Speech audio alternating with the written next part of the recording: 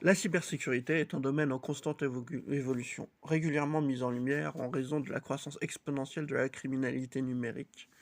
Les menaces peuvent provenir de diverses sources, notamment d'acteurs étatiques, par exemple Stuxnet, qui est un ver informatique sophistiqué qui a ciblé les installations nucléaires iraniennes, perturbant les centrifugeuses. On peut aussi parler de NotPetya, qui est un malware destructeur qui, en 2017, a paralysé l'économie ukrainienne en se propageant via une mise à jour compromise d'un logiciel de comptabilité largement dans le pays et au-delà. Outre les acteurs étatiques, des groupes de activistes tels que l'ULSEC ou Anonymous mènent des cyberattaques motivées par des causes politiques ou idéologiques. Le LSEC, par exemple, a revendiqué plusieurs attaques majeures en 2011, ciblant des organisations gouvernementales et des entreprises pour dénoncer des pratiques qu'ils jugeaient injustes. D'autres groupes, comme les Shiny Hunters, sont principalement motivés par le profit. Ce collectif est réputé pour avoir orchestré de nombreuses violations des données en 2020 et 2021, mettant en vente des informations sensibles sur des forums clandestins. Pour contrer ces menaces, les professionnels appelés hackers éthiques ou white hat se consacrent à la prévention et à la neutralisation des cyberattaques. Le domaine de la cybersécurité englobe diverses spécialités, en liant de la gestion des risques et de conformité, donc la GRC, aux équipes défensives qu'on appelle également Blue Team ou offensives qu'on appelle également Red Team.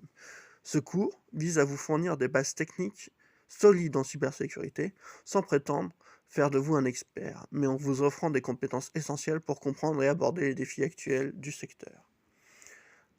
Attention, ce cours est conçu exclusivement à des fins pédagogiques. Les techniques et outils présentés sont destinés à l'apprentissage et à la compréhension des principes de la cybersécurité. Il est strictement interdit d'utiliser les connaissances acquises dans ce cadre pour mener des activités illégales ou non autorisées.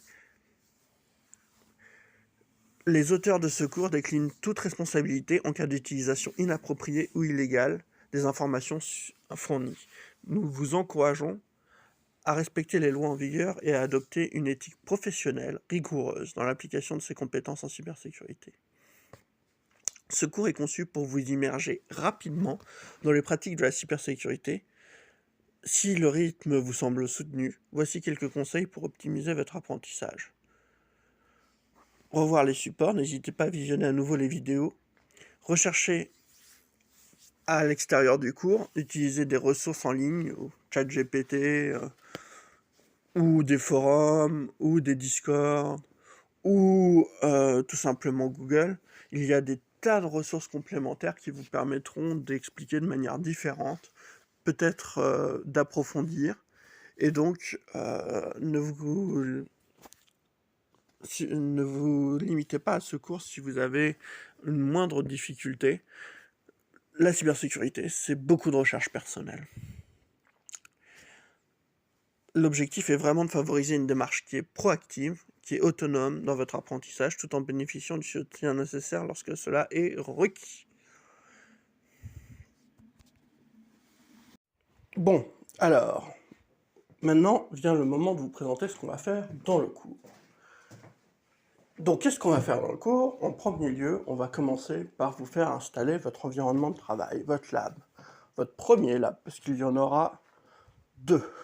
Le premier lab, c'est quoi? C'est une machine offensive, donc une Kali, et une machine cible, donc en l'occurrence une machine vulnérable, qui aura pour objet de vous présenter les principales étapes d'un test de pénétration.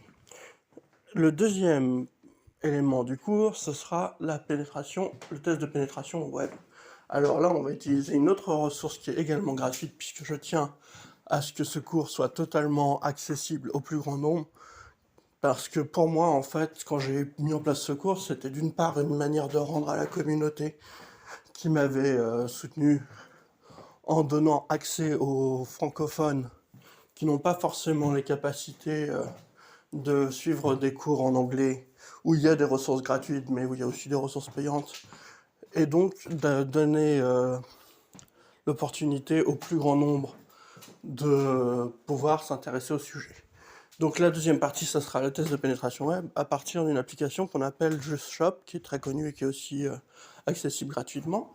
Puis on aura une dernière partie où on installera un Active Directory et où on mettra en place les principales étapes d'un test de pénétration sur un Active Directory qui est volontairement fragile de manière à vous donner accès à des compétences qui sont valorisées et qui sont valorisantes. Voilà. Bon, bah on va s'y mettre.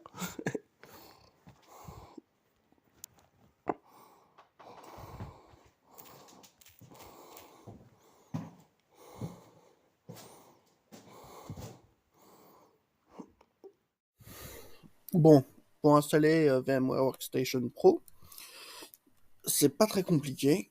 Il faut aller sur le site de Broadcom et créer un compte personnel. Alors, vous n'êtes pas obligé de donner vos informations réelles, ils ne vérifient pas, mais il faut donner une adresse mail. Donc, il faut créer une adresse mail.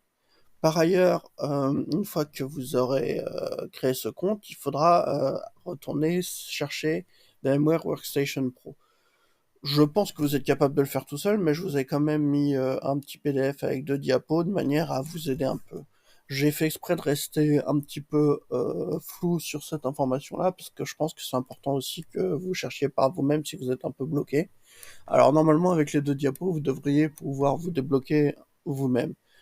Donc, de toute façon, après, il existe sur Internet des informations qui vous permettront de vous débloquer. Mais j'estime que c'est important aussi de vous apprendre à chercher l'information par vous-même sur des points relativement faciles. Je le ferai pas forcément avec des informations extrêmement pointues, mais ça fait partie des éléments où vous avez la documentation si vous êtes bloqué. Voilà, bonne journée, enfin, bon courage.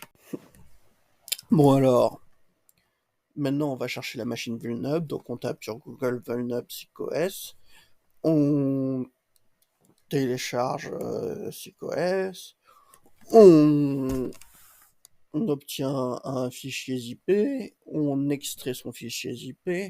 Bon, moi, je l'ai déjà fait, donc tu vas me dire, vous l'avez en double, mais c'est pas grave. Après, on clique sur le fichier qu'on obtient. On lui dit, je veux que tu l'ouvres avec Workstation. Après, il ouvre une machine automatiquement sur Workstation. Et vous n'avez plus qu'à lui donner le nom de votre machine et à la lancer. Bon, vous remarquerez que moi j'ai 2 autres machines déjà existantes, qui est une Ubuntu, donc une machine Linux, et une machine qui s'appelle Demeter, c'est un autre projet. Peut-être, si je l'ai fini avant la fin de la formation, je vous présenterai ce que c'est, mais pour l'instant, ne vous y intéressez pas, vous devriez avoir qu'une seule machine. Après, la prochaine étape sera celle de la création d'une machine Kali.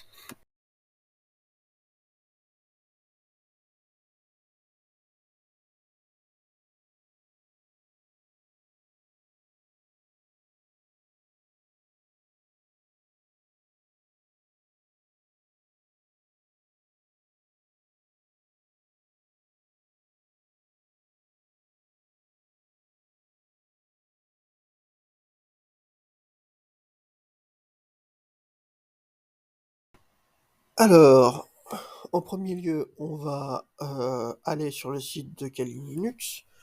On va downloader non pas une ISO, mais une machine entière. On va spécialement choisir une machine pour Windows, puisque la plupart d'entre vous sont sur Windows. On va la télécharger. On va attendre qu'elle se télécharge, ça peut prendre un moment. On va la dézipper.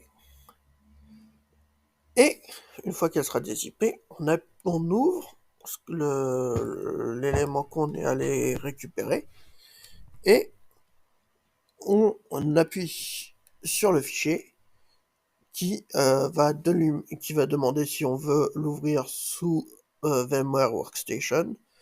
On lui dit oui, et s'il ne demande pas, c'est qu'il est déjà en train d'ouvrir sous VMware Workstation. Et là, sous VMware Workstation, on met juste démarrer la machine, et ça devrait être bon.